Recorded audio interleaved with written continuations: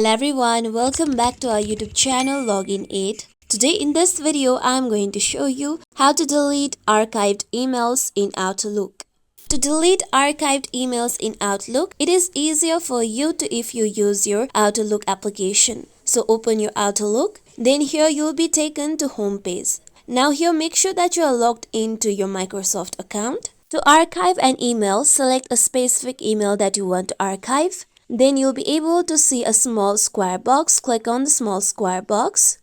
You can select multiple of mails as you want. Then you can click on archive option present on the top.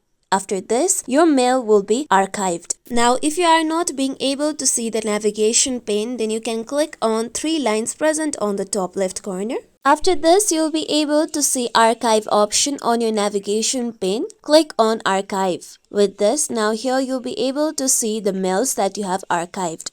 Now to delete the archived mails, you can simply select an email. Then you'll be able to see a small dustbin icon. You can click on the small dustbin icon and now it will be deleted.